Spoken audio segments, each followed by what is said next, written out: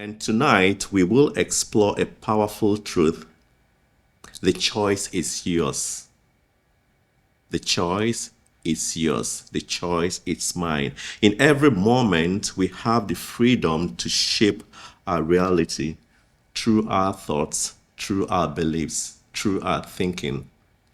We can shape our tomorrow, our lives, by understanding our connection to divine source.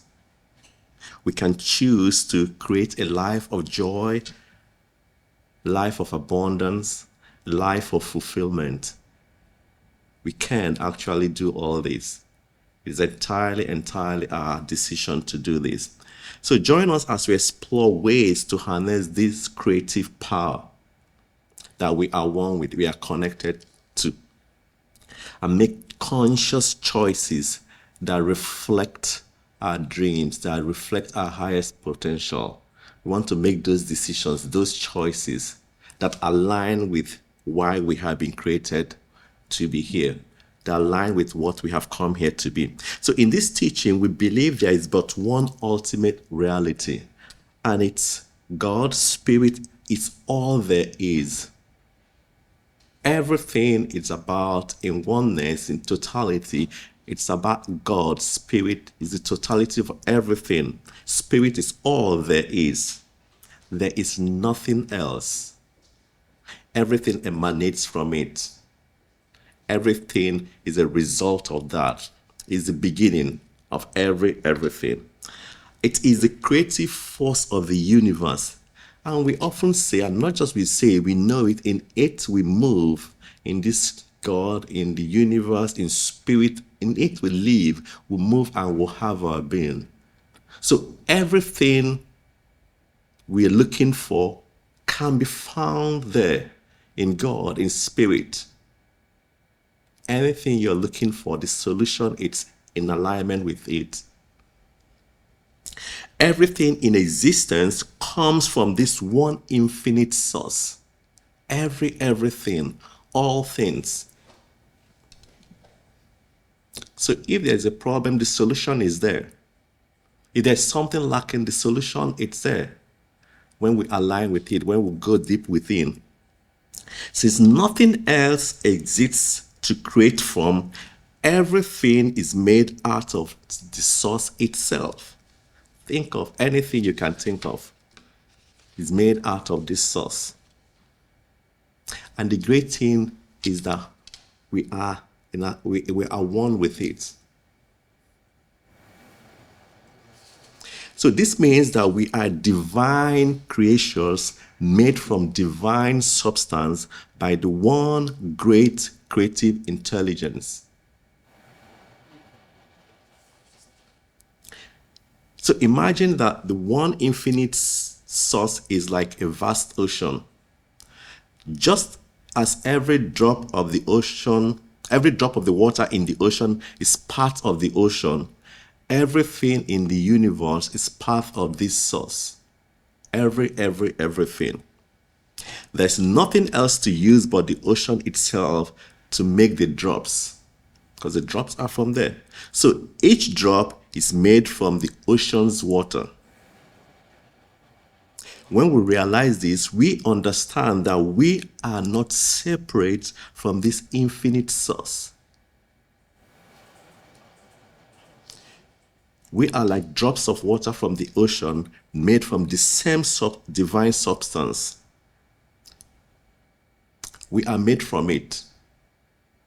So it makes sense that if we are looking for anything, since we are made from it, we go within to get the solution. We are powerful because we are connected to power. We are created from this powerful substance.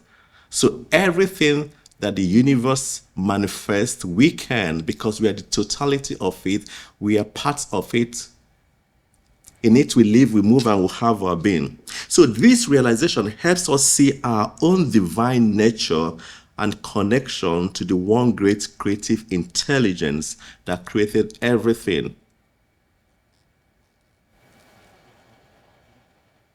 So in these classes, we believe there is only one mind, the divine, infinite, all-knowing mind. And the beautiful thing is that each of us is a spark from that one divine source.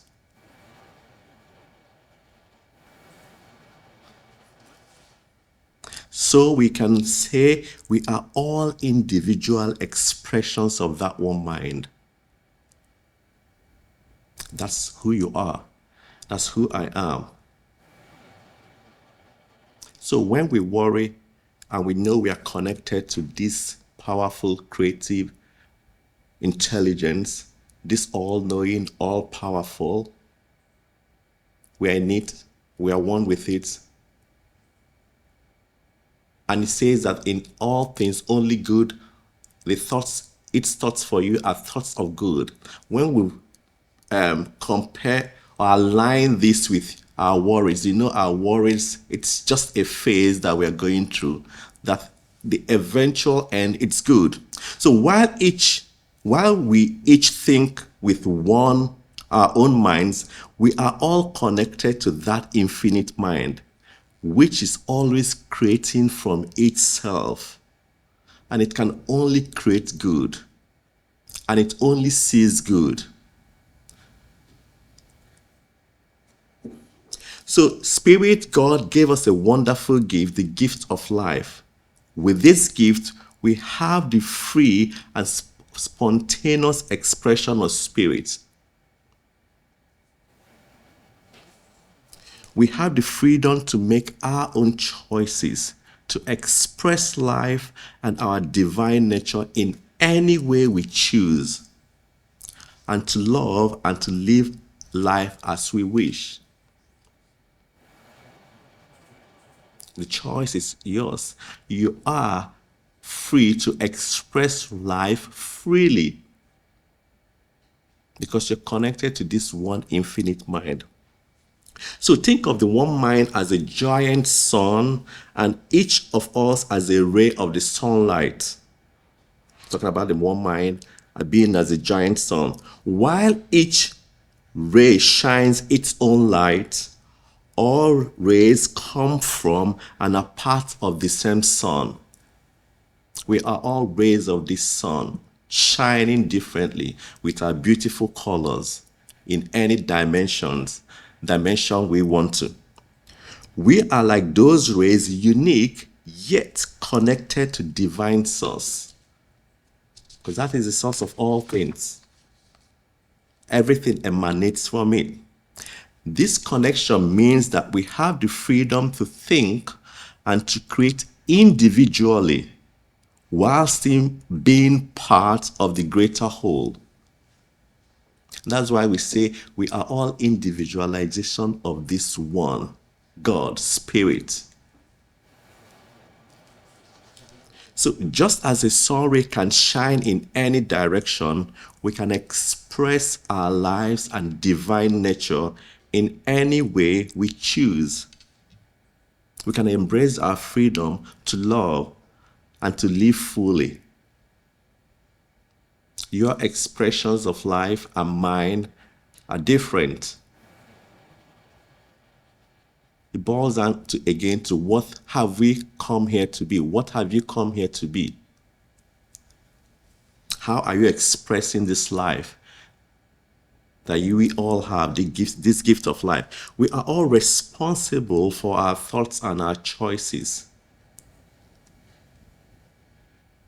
So this power lets us think as a hero, as a villain, as a ruler or a servant, knowing that whatever we choose will come to life through the creative power of our minds. You're free to choose, you're free to think, and you're again free to change any thought that is not serving you. We often say it's only a thought, and a thought can be changed. So it's important for us to remember that we do the choosing. God of Spirit never chooses for us. All it does is bring what we have chosen to pass to reality. Again, we say you are the master of your destiny. You can influence, direct, and control your own environment because you're created powerful. You can make your life what you want it to be, said Napoleon Hill. You have the power to do that. The universe will never force anything on us. No one can make you feel inferior without your consent.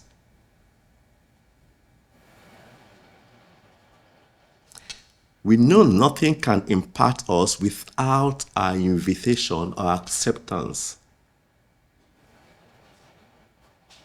Things can happen, people can say anything, situations might arise that is either meant to make us feel bad or downtrodden.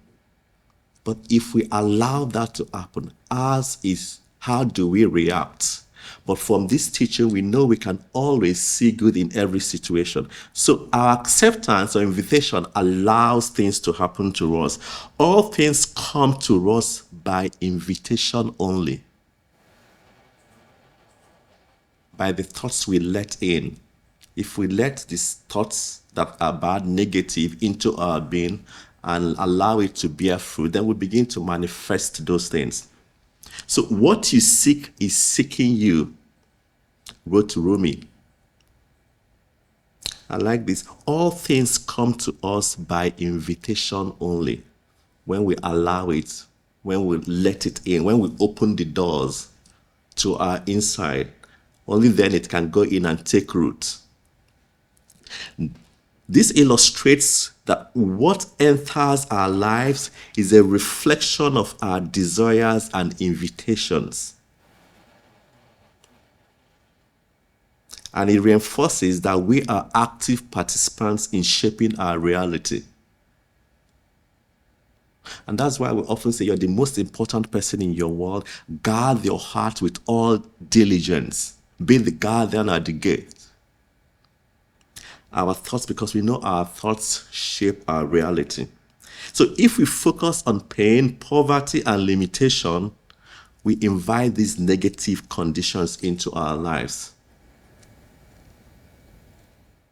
Because we have the password and we just open the door and let it in. However, by choosing to concentrate on health, joy, abundance, and possibility, we can create a life filled with positive experiences. And we've come to tell you that it's entirely your decision, your choice to do so. You can navigate it whichever way you want. Our mindset determines whether we enjoy life or suffer. And it's through our thoughts that we have the power to shape our future. As we think, so we become. Everything we're talking in these classes is to let us know who we are and the power that we have at our disposal that we can use. That whatever you are going through, that it's not in alignment with what you want for yourself, you can actually nip it in the bud and change the direction of your life by changing the things we think about all the time. Every experience in life starts as an idea in our minds. So again, it reminds me of the scripture that says, if these things are good, if they are pure, if they're of good report, joy, love, think on those things. Because it will result to better outcome. To result to joy, peace, love, health, abundance. Likewise, anything that takes away our happiness or peace was also an idea in mind at first. Every business, home, success, failure, and sickness began as a thought. If we can begin to see these things, that we talk about, like planting a seed, physical seed, and watering it. I want joy, then begin to sow joy. Begin to read about joy. Begin to watch everything about joy. Begin to affirm it and water it. And you find out that that seed will germinate, will grow, and bear fruits.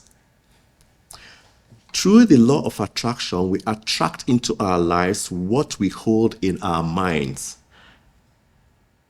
And this includes everything. Everything. What are those things you want to attract? What are those things you want to manifest? Nothing just happens. Write it out. Look at it every day, every minute, as many times as possible. Affirm it. Declare it. Let it go from the lips to the mind and go deep within. I have a story. A young lady always had a deep desire to own a red MG sports car. From early childhood, she pictured herself driving around town in her new car, her hair flying in the breeze. This vision was firmly planted in her subconscious mind, motivating her for years. She saved diligently, and finally the time came when she bought her red MG with every possible add-on feature. Every Saturday, she lovingly polished her new car, and every Sunday, she floated on air as she drove around town, living her dream. Her subconscious mind had manifested this long-held vision into reality. One Saturday, after washing and polishing her beautiful MG, she drove to the store to do her shopping. The parking lot was extremely busy, and after circling many times, she couldn't find her usual 3 parking spaces together. She preferred to park in the middle to avoid anyone bumping her car. Out of desperation, she parked near the dumpster at the rear of the parking lot, where there were plenty of space. As she locked her car and walked to the store, a young mother with 3 toddlers came out with 2 large shopping carts. One of the toddlers fell, causing the mother to drop her purse, spilling its contents everywhere. While the mother stopped to pick up her belongings, she let go of the shopping carts. In perfect unison, like pairs of ice skaters, the carts rolled through the parking lot, ignoring all the parked cars, and headed straight for the dumpster at the rear. The young lady watched in awe as both carts rammed into her beautiful red MG. Instead of crying or screaming, she simply said, "I knew it. I knew it. When I parked there, I knew something would happen." Her reaction revealed that deep down, she had stored a fear of something bad happening to her car in her subconscious mind. Frederick Bale states, "We can set it down as truth that nothing ever manifests in the outer unless it has accepted and stored in the subconscious mind, which is more than a storehouse."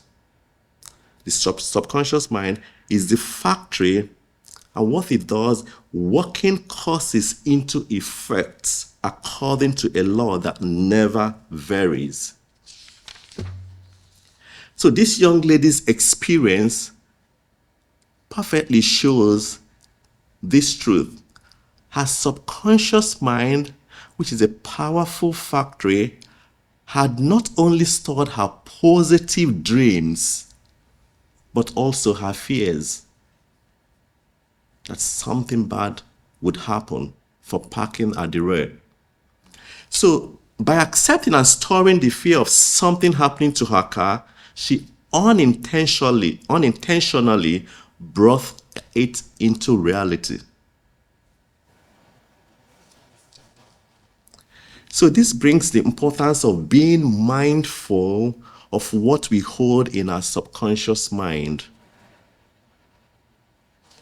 It shows that both our deepest desires and hidden fears can manifest in our lives. Again, we can't overemphasize the importance of ridding ourselves of anything that does not serve us, every negativity, and filling our being with positivity, everything good, everything right, everything pure. Ernest Holmes often reminds us that we naturally attract what we are.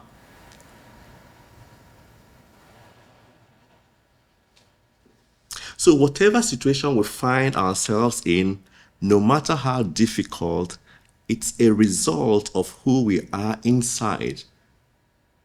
What are we inside? Who are we inside? What are you letting into your being? We are not anything of the past. We keep saying it and declaring it. But deep down within, we still have some of those things holding us down.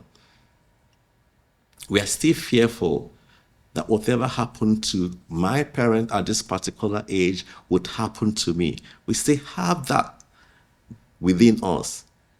Nobody in my family goes beyond this. Nobody in my family ever achieved this fate.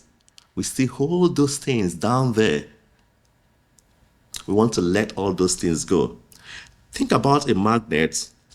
A magnet attracts metal objects because of what it is made of. Similarly, we attract experiences and people into our lives based on our inner thoughts, feelings, and beliefs. If we have positive, loving thoughts, we attract positive and loving experiences. And if we have negative, fearful thoughts, we attract challenging situations. And that's why we always talk about being the guardian at the gates, guarding our hearts with all diligence. So if we find ourselves in a tough situation, it's only important to realize that our inner state may have contributed to that situation. So we want to constantly, through this affirmative treatment, get rid of those thoughts. Constantly. As often as they want to get in, we get rid of it. Understanding that this can help us change our inner thoughts and feelings to attract better experiences in the future. And again, there is no power in the universe but ourselves that can free us from our own thinking. We know in this teaching that any true permanent change can come only through a change of consciousness in one's life and thoughts. As within is without, so within is also on what we see on the outside. We want to remember that we are always causing something to be created for us through our own thinking. Constantly. And whatever cause we have set in motion produces some kind of effect. Something is always happening. So man's suffering is not God ordained. It's brought about through man's own misuse of its thinking. Suffering, like Dr. Greg often says, is not God ordained. Suffering is not part of our true nature or the divine intelligence. Our true nature is of good, powerful, abundant, health, above only. The divine essence is always joyful, it's always positive, expressing itself through us. Suffering comes from a mindset that can be changed. It happens because we lack awareness of our true nature and potential. So you're going through a situation because, again, that situation, beyond that situation, if we hold onto and know onto the power and know the power that we have within us and go through it, beyond the challenge, it's abundance, it's greatness. Whatever challenge is a learning curve. It can only bring us to a place of abundance. We only start to understand our true nature and our relationship with the one life principle when we realize we are an expression of the spiritual idea. Perfect God, perfect universe. And we are one with that, so we are perfect beings. So anything contrary to that is not who you have been created to be. And what we do in this teaching is constantly try to align ourselves to get dovetailed to this God, to this power, to the universe flow. We know that the sum total of all our experiences, thoughts, and desires have brought us to this time and point in space. We know that these thoughts, both negative and positive, are reflected in our present quality of living and quality of thinking. We are the end product of our thinking. Right now, our consciousness reflects in our own personal health, happiness, joy of living, and loving relationships. Like I said, anything that does not portray the true nature that you have been created to be is temporary, and we can get out of that situation. Life can be a blessing or a curse depending on how we use it. In this teaching, we take control of our lives. We take control. We take control. We are in charge. The choice is ours, and we can take control. We are the captain of our ship. And we don't take control over other people. We take control over our thinking, our actions, and our consciousness.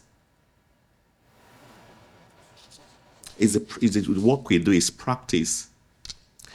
Then the right people would move into our world. The right situations move into our experience.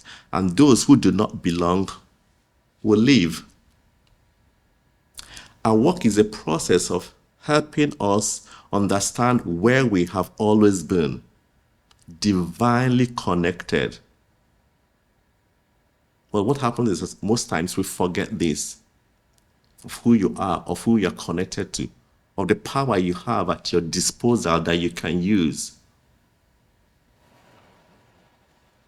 We have dissociated ourselves with this great power unknowingly.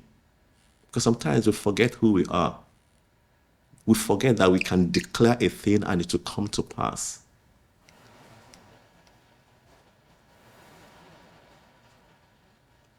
We forget that in every situation, only good has been promised, and only good can come out of it.